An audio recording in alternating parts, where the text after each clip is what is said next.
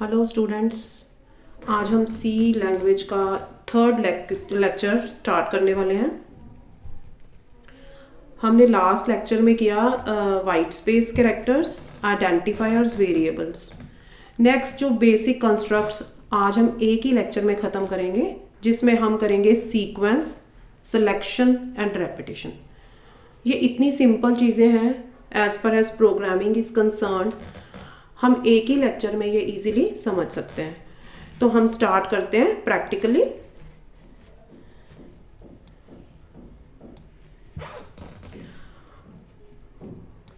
Variables आपको समझ आ गए थे कल, तो हम यहाँ पे सिंपल 3 चीज़ें करने वाले हैं आज। That is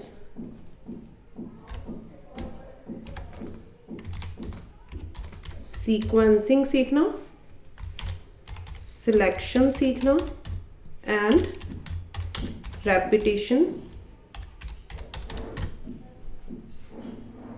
in programmes. यहाँ पे मेरा आपको ये बताने का कि सीक्वेंस, सिलेक्शन, रेपिटेशन क्या मतलब है कि हम इंस्ट्रक्शंस को कंपाइलर के थ्रू सीक्वेंस में रन करवाना चाहते हैं, या कोई इंस्ट्रक्शंस हैं जो कंडीशन के बेस पे रन करें। जैसे हमने फर्स्ट लेक्चर में बात की थी कोड ब्लॉक्स की। तो code block means set of statements enclosed in curly brackets. तो it may be a single statement enclosed in curly brackets or it may be multiple statements. So whatever the code block contains, हमें सिर्फ इस बात से मतलब है कि हमें कंडीशन के बेस पे कौन से कोड ब्लॉक को चलाना है। मीन्स सपोज हमारे पास सेट ऑफ इंस्ट्रक्शंस है 3 का और कोई और 3 इंस्ट्रक्शंस का सेट है। उन दोनों में से हमें किसी पर्टिकुलर कंडीशन के बेस पे किसी एक को ही रन करना है। हम चाहते हैं कि कंपाइलर दूसरे को इग्नोर कर दे। हो सकता है कि नेक्स्ट टाइम जब हम प्रोग्राम को रन करें तो कोई कंडीशंस डिफरेंट हों जिसके बेस पे दूसरा सेट रन करे। तो दिस इज कॉल्ड सिलेक्शन। इस तरह के कंस्ट्रक्ट्स कुछ रेडीमेड पहले से अवेलेबल है सी लैंग्वेज में, जैसे इफ कंस्ट्रक्ट है, स्विच केस है। तो हम क्या करते हैं, सिलेक्शन करते हैं। थर्ड जो है रेपिटेशन, उसको हम कंप्यूटर की लैंग्वेज में क्या देते हैं, लूप्स में चलाना। Loop means a set of statements run based on a particular condition repeatedly. Suppose करो कि मैं चाहती हूँ कि ए वेरिएबल है मेरे पास, उसकी वैल्यू 1 to 10 जब तक इंक्रीमेंट होती रहे तब तक वो इंस्ट्रक्शंस चलती रहे, मीन्स लूप में चलती रहे। तो एक कोड ब्लॉक जो है वो रन करे या ना करे, ये तो हो गया सिलेक्शन। एक कोड ब्लॉक है वो कितनी बार रन करे, कितनी रेपिटेशंस होनी चाहिए उसकी, वो होता है लूप्स। तो हम ये सब सी में आज देखेंगे। आज के ही लेक्चर में हम ये छोटी छोटी चीज़ें देख लेंगे ताकि हम नेक्स्ट में एडवांस प्रोग्राम्स को देख सकें उनके बेस पे। तो फर्स्ट ऑफ ऑल सीक्वेंसिंग को बताने की ज़रूरत नहीं है। हमने जो लास्ट 2-3 प्रोग्राम्स की एग्जांपल ली वो सीक्वेंस की ही एग्जांपल थी। तो सीक्वेंस में हमने किया कि फर्स्ट स्टेटमेंट, फिर सेकेंड, फिर थर्ड, फिर इसी तरह से कंपाइलर 1 by 1 रन करता रहता है। तो आज हम देखने वाले हैं सिलेक्शन। तो उसके लिए हम क्या करेंगे, हम इसी प्रोग्राम को रीयूज करते हैं।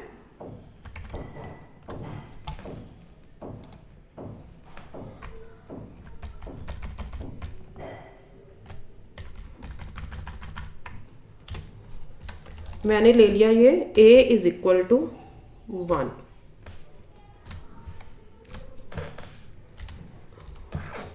इफ, ये सिलेक्शन कंस्ट्रक्ट है आपका पहला if statement. If a is less than 2 suppose, तो आप यहाँ पे कोई सेट ऑफ स्टेटमेंट चलाना चाहते हो। यहाँ पे आपने ले लिया कोड ब्लॉक जो आपको रन करना है। तो सिंपली मैं ये print करवाऊंगी value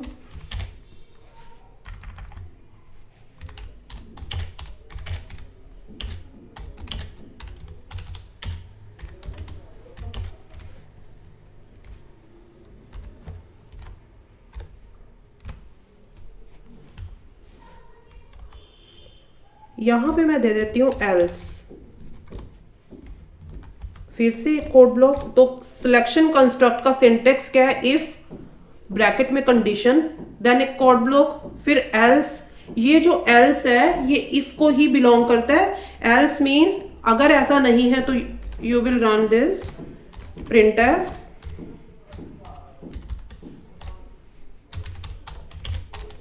value of a is more than or equal to.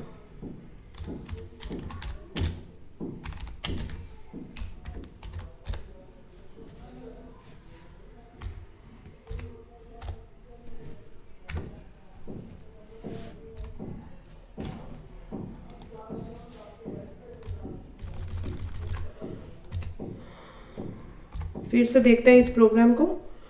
मैंने ए में अभी एक फिक्स वैल्यू असाइन कर दी है 1, सिर्फ ये आपके समझने के लिए है। लेकिन इस तरह के प्रोग्राम हम नहीं करते जिनमें फिक्स वैल्यू बेस्ड हम कोई कंडीशन लगाएंगे, क्योंकि इस तरह के प्रोग्राम की आउटपुट हमेशा ही सेम आएगी। यहाँ पे ए की वैल्यू 1 है, if A is less than 2 तो ये प्रिंट करेगा कि value of A is less than 2, और otherwise the value of A is more than और इक्वल टू, क्योंकि 3 चीजें पॉसिबल है कि लेस देन भी हो सकता है, equal to and greater than भी।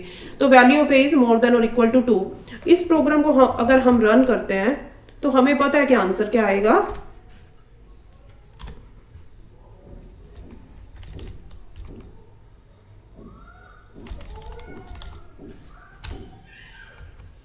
यहाँ पे हमने क्लियर स्क्रीन रिमूव नहीं किया, जो हमें देना था यहाँ पे by mistake we return there clear screen.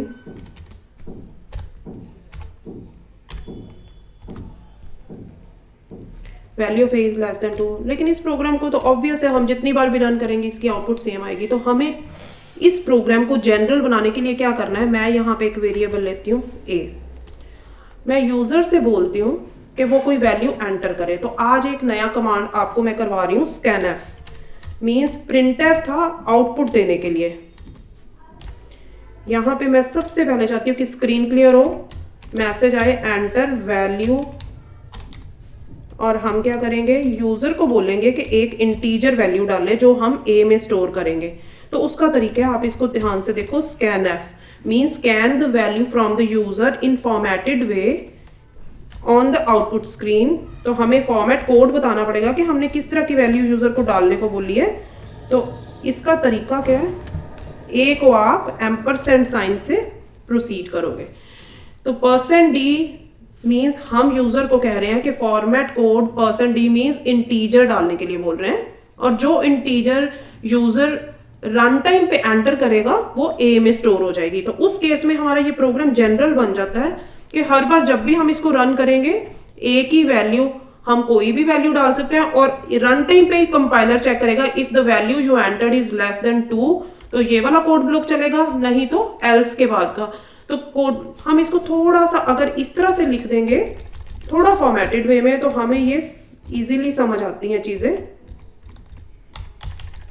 तो इस तरह की आप आदत ही बना लो कि जब भी आप प्रोग्राम लिख रहे हो तो आप इसका फॉर्मेट प्रोग्राम का इस तरह से रखो कि आपका विजिबिलिटी भी रहे और आपको ये प्रोग्राम की इजीली समझ आए कि कोड ब्लॉक कौन सा। इफ के साथ कंडीशन, कंडीशन के बेस पे 2 कोड ब्लॉक्स हैं, इफ का कोड ब्लॉक चलेगा या फिर एल्स का चलेगा। तो ये था आपका बेसिक एक इफ कंस्ट्रक्ट। जैसे कि देखो, कंट्रोल F9 वैल्यू मैंने 20 डाल दी, 20 will be stored in A, value of A is more than और equal to 2। Once again I will run the value of A, मैं डालती हूँ 1, the value of A is less than 2।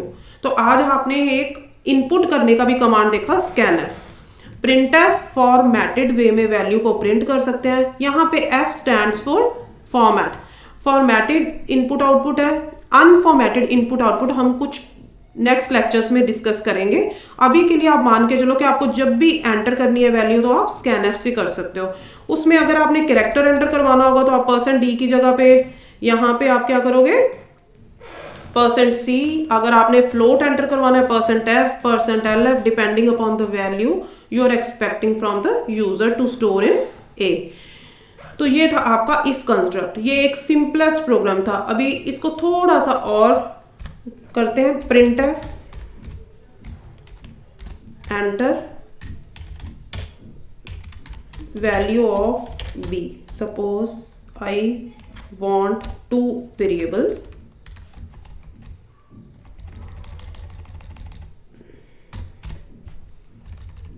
First value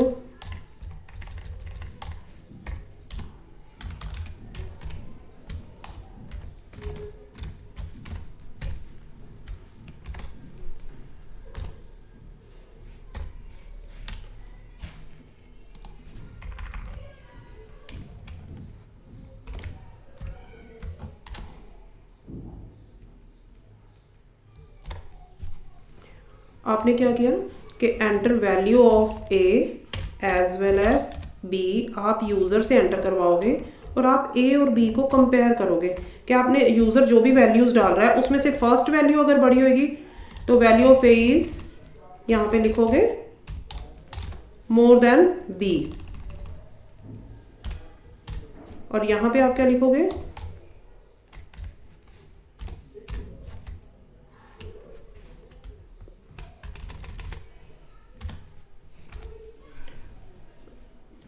फिर से आप एक बार देख लो ए और बी हमने दो इंटीजर वेरिएबल्स लिए हैं वैल्यू ऑफ ए आपने स्कैनएफ करवाई फिर आपने वैल्यू ऑफ बी यूजर से इनपुट करवाई और फिर इफ कंडीशन ए और बी को कंपेयर करने के लिए आपने लगाई तो कंट्रोल F9 से हम चेक करेंगे value of a I enter 12 23 value of B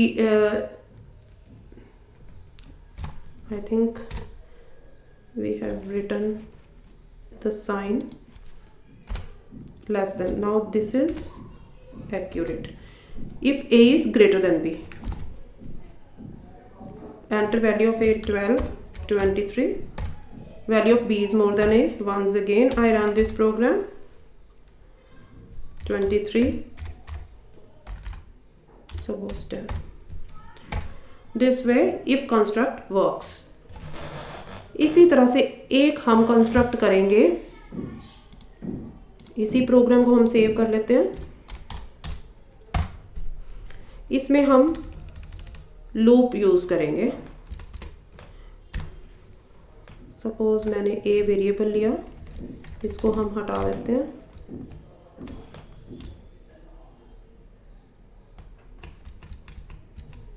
मैं कंस्ट्रक्ट यूज करूंगी लूप के लिए व्हाइल आज हम बेसिक इफ और वाइल लूप और डू वाइल लूप के बारे में बात करते हैं विद एग्जांपल मैं ए की वैल्यू को 1 से स्टार्ट करती हूँ while a is less than equal to 10 I want to print the value of A is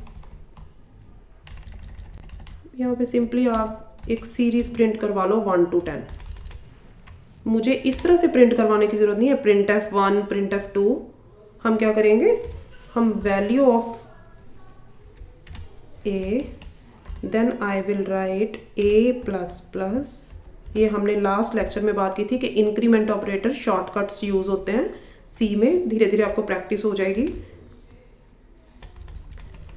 how will it work I tell you while a is less than equal to 10 सबसे पहले ये क्या करेगा a1 है यहाँ पे while condition while loop का एक कोड ब्लॉक है ये कोड ब्लॉक हम चाहते हैं कि तब तक करे जब तक ये कंडीशन ट्रू हो तो अभी हमें क्लियर पता चल रहा है कि 1 value is less than equal to 10 it will print a will get the value 2 once again this curly bracket will send the control to the while loop starting of the while loop again it will check the condition a less than equal to 10 again it will print 2 3 4 up to अब यहाँ पे मैंने equal to sign भी लगाया less than equal to 10 means जब a की वैल्यू 10 होगी तो 10 भी प्रिंट होगी यहाँ पे 11 हो जाएगा जब 11 वैल्यू होगी तो while के बाद आप चेक करोगे 11 लेस देन इक्वल टू 10 नहीं है तो ये आउटपुट बाहर आएगी गेट ch करेगा और कंट्रोल वापस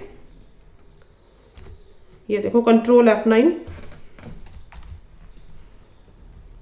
अब ये आउटपुट जो है वो क्लियर नहीं है 1 2 3 4 5 6 हमारी आउटपुट बिल्कुल करेक्ट है लेकिन लास्ट लेक्चर के अकॉर्डिंग हम इसको फॉर्मेट में दिखाएंगे तो हम यहाँ पे एंटर की चाहते हैं कि एक बार ए की वैल्यू प्रिंट हो उसके बाद न्यू लाइन कैरेक्टर सेव करते हैं इसको रन करते हैं तो हर बार क्या है नंबर प्रिंट होगा और फिर एंटर की तो इस तरह से फॉर्मेटेड आउटपुट आती है हमारे पास नेक्स्ट इज इसी तरह का एक सेकंड लूप है, उसमें स्लाइट डिफरेंस है। सपोज मैं यही प्रोग्राम चलाना चाहती हूँ, लेकिन यहाँ पे मैं क्या करती हूँ, डू एंड कंडीशन, और मैं वाइल की कंडीशन कहाँ लगाऊंगी, आफ्टर द एनक्लोजिंग करली ब्रैकेट, एंडिंग करली bracket, while a is less than equal to 10. Now what is the difference between these two constructs? एक तो आपको ये नोट करना है कि ये स्टेटमेंट यहाँ पे एंड हो रही है, डू से स्टार्ट, यहाँ से आपको हटाना है कंडीशन, डू कोड ब्लॉक, और एंड में आपको देना है वाइल। आप यहाँ पे रख सकते हो, इसको यहाँ पे भी रख सकते हो, बिकॉज ये प्रोग्राम जो है ये चेक करता है कि सेमीकोलन से स्टेटमेंट का एंड होता है। तो वाइल कंडीशन यहाँ पे आपकी जो ये वाइल कंडीशन है ये यहीं पे एंड होएगी जहाँ पे सेमीकोलन आएगा। तो डू से ये क्या करेगा कि मिनिमम ये कोड ब्लॉक जो है एक बार रन करेगा। डू वाइल और वाइल में मेन डिफरेंस ये है कि वाइल में कंडीशन एंट्री के टाइम पे चेक हो रही है, और डू वाइल में जो कंडीशन है वो आपकी एंड में चेक हो रही है। Means it will run the code block at least once, एक बार ये रन जरूर कर जाएगा, चाहे वो कंडीशन जो है फर्स्ट टाइम भी फॉल्स होगी। जैसे कि मान लो अभी के लिए मैं रन करती हूँ, तो अभी क्या आउटपुट आनी चाहिए, A1 डू, A प्रिंट हो जाएगा, 1 प्रिंट हो गया, 2 A की वैल्यू 2 हो जाएगी, और 2 is less than equal to 10, तो 1 to 10 प्रिंट होगा। जब ये 10 प्रिंट कर देगा यहाँ पे 11 हो जाएगा, तो लेस देन इक्वल टू 10। ये देखो हम इसको रन करते हैं, लेकिन डिफरेंस कहाँ पे आता है, जब यहाँ पे सपोज करो कि मैंने A की इनिशियलाइजेशन 11 से कर दी, मैंने A को इनिशियलाइज कर दिया 11 से। अब कंडीशन तो फॉल्स है इवन फर्स्ट टाइम भी, लेकिन डू में क्या होएगा कि it will print 11, A will be assigned the value 12, after that it will check the condition, control F9, it will print 11 because the condition is false for the second time. First time भी condition false थी, लेकिन इसने क्या किया कि first time code block को run करने के बाद इसने कंडीशन चेक की। तो ये आपका था second looping construct do while. Third looping construct है हमारा, इसी प्रोग्राम को हम फिर से रिपीट करते हैं। हम इसमें क्या करेंगे, लूप को कैसे चलाएंगे, फोर लूप। ये इसका सिंटैक्स है, ये कोड ब्लॉक जिसमें हमें क्या करना है,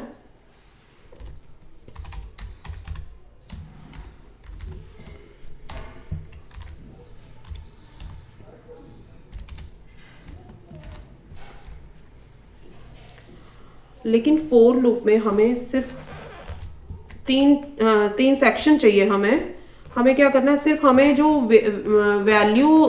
वेरिएबल है उसको सिर्फ फर्स्ट हमने डिक्लेयर किया है, उसके बाद हमारे पास 3 सेक्शन होंगे यहाँ पे, जिनको हम सेमीकोलन से अलग करेंगे। A is equal to 1, condition will come in between A is less than equal to 10 and then A plus plus.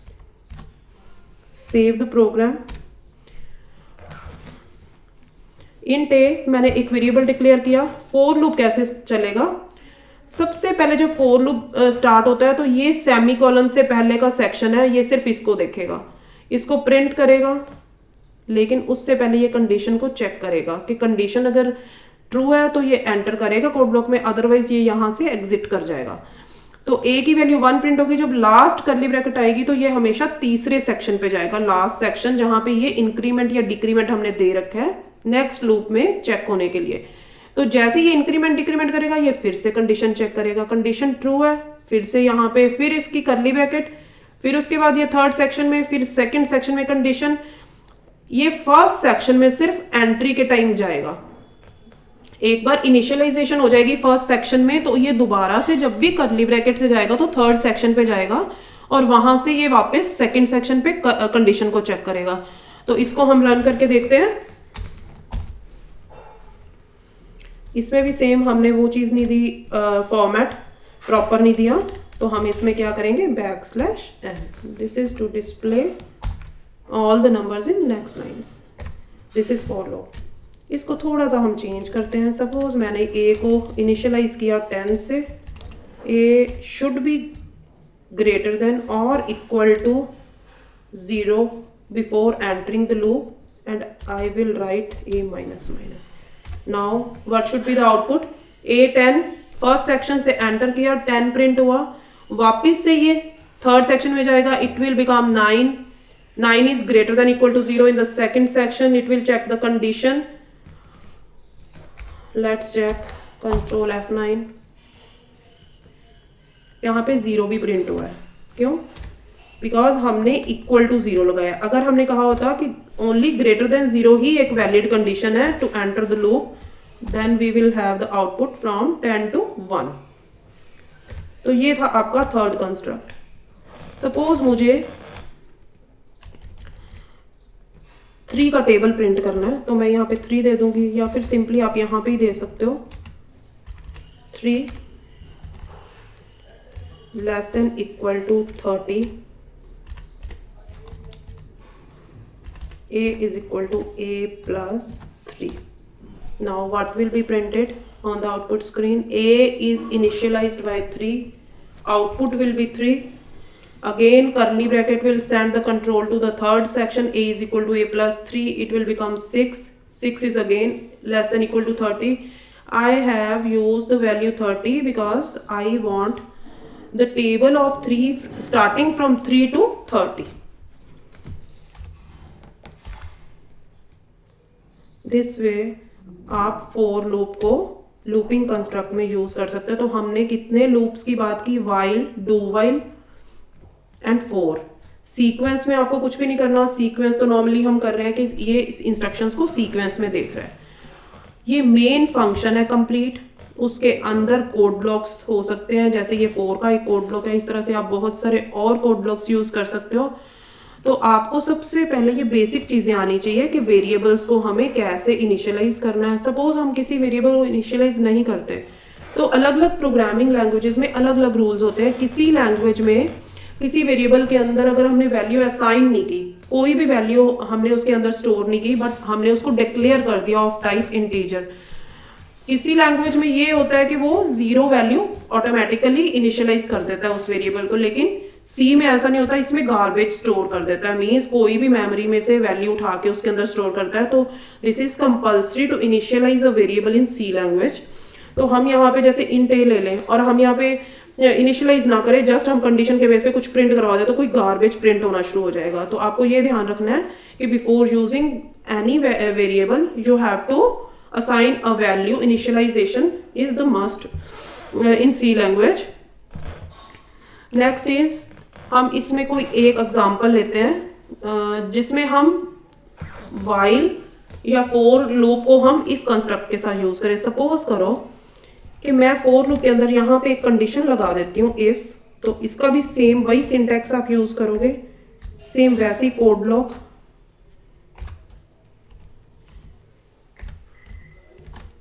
थोड़ा इसको फॉर्मेट करते हैं ताकि विजिबिलिटी बनी रहे। आपके जो प्रोग्राम है इसको बोलते हैं इंडेंटेशन। आप प्रॉपर इंडेंटेशन के साथ ये प्रोग्राम्स लिखोगे तो आपको समझने में इजी रहेगा। तो यहाँ पे सपोज करो मैंने ये कह दिया कि if a is equal to suppose 18। अब इस प्रोग्राम को हम समझते हैं। तो इसमें मैंने एक कोड ब्लॉक को दूसरे के अंदर एनक्लोज कर दिया। जो फॉर लूप का कोड ब्लॉक है उसमें हमने कंडीशन आउटर कंडीशन थी हमारी कि a should be less than equal to 30।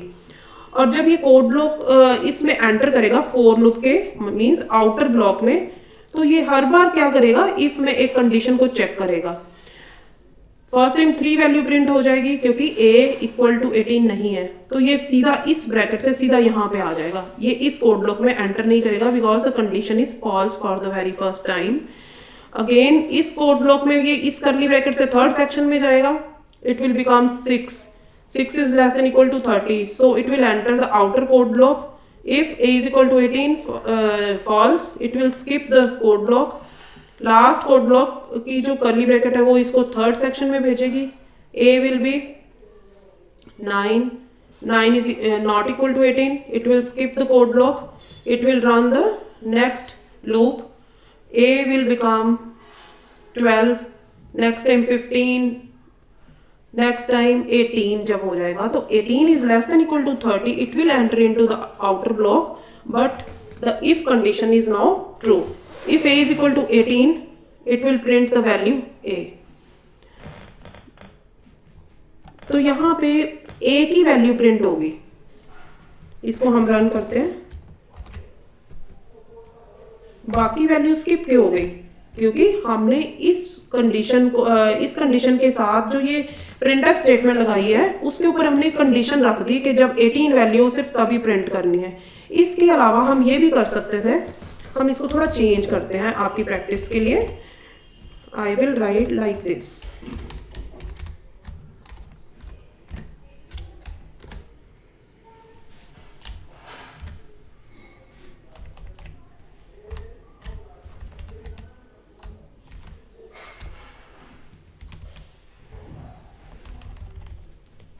A new statement break.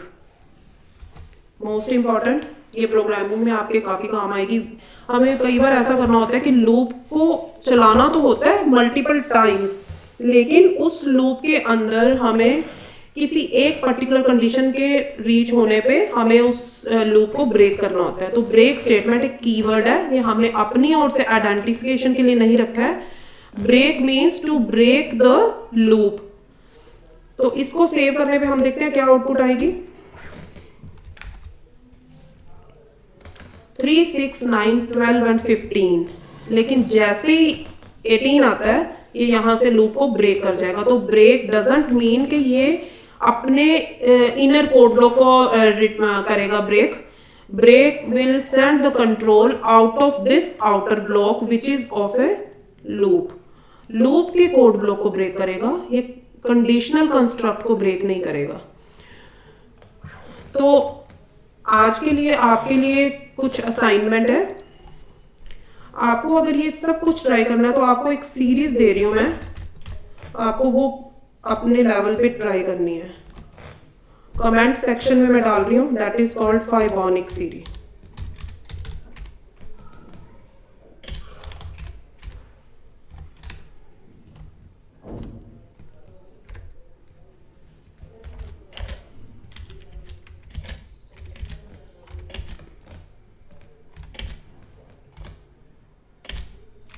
इस सीरीज में क्या हो रहा है,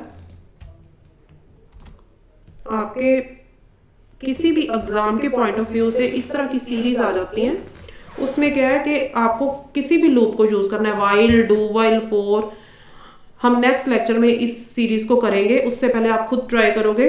1, 1, 2 means the third number is sum of last 2 digits.